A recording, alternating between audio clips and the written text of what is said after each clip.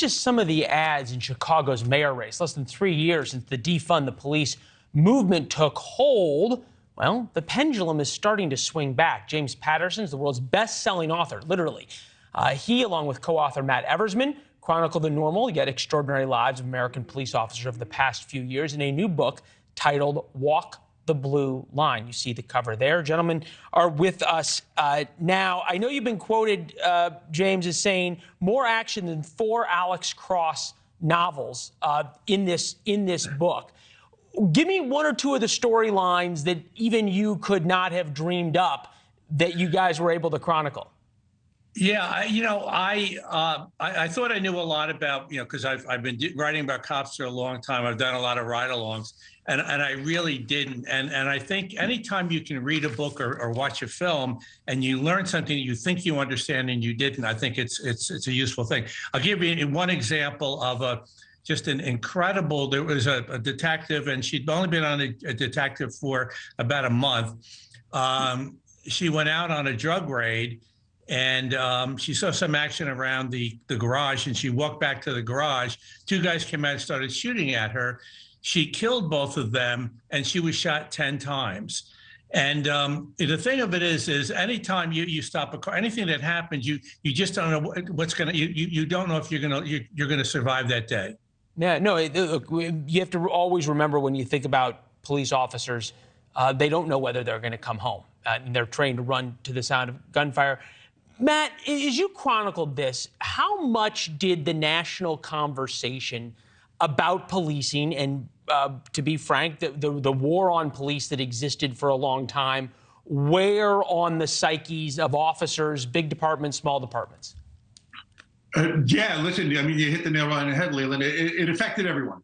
When we started doing this book in 2021, we had cops from Boston to San Diego, Seattle to Miami, and of course, Minneapolis and Milwaukee too. And it didn't matter where you were. This pall that hung over law enforcement was palpable.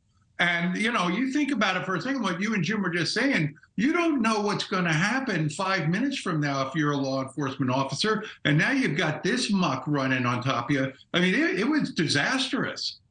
Yeah, there were 350 officers shot last year, which I think would surprise a lot of people. And I think 150 officers died in the line of duty. Yeah, no, the numbers, and it continues to get worse if you think about what happened in January.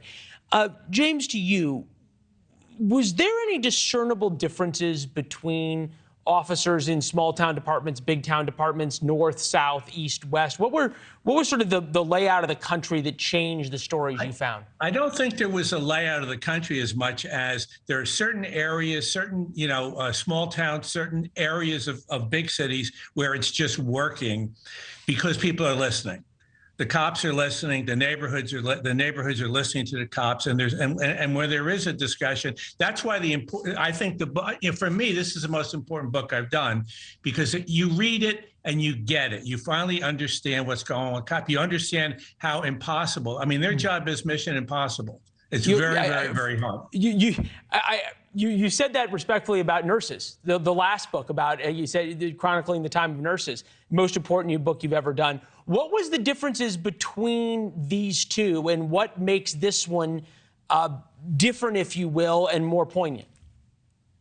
Well, the difference is nobody's attacking nurses. Right. Everybody is on their sides. They just don't understand how impossible, especially ER nurses, that it is. But an awful lot of people are attacking. And in some cases, it's deserved. I mean, obviously, what happened in Memphis is horrifying. And I think almost every cop, I mean, nobody hates bad cops more than good cops.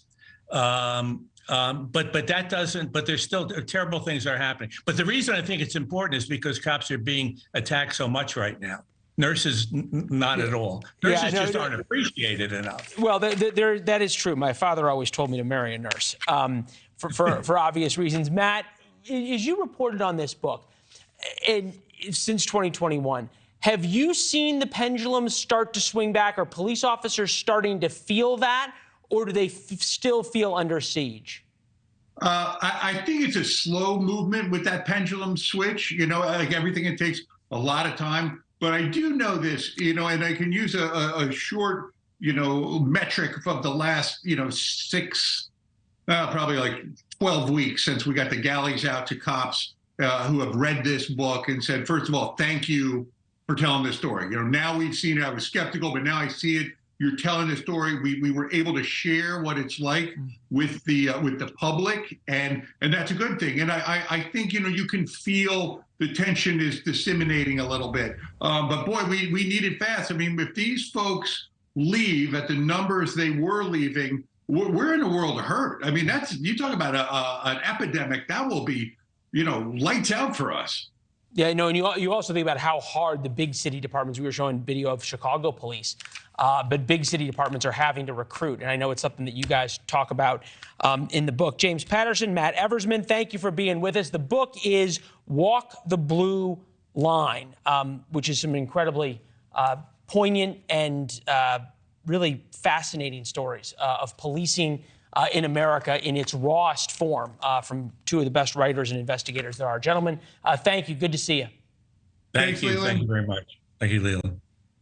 Thanks for watching. Go to newsnationnow.com to find NewsNation on your television provider. And don't forget to subscribe. Click the red button to get more of NewsNation's fact-driven, unbiased coverage.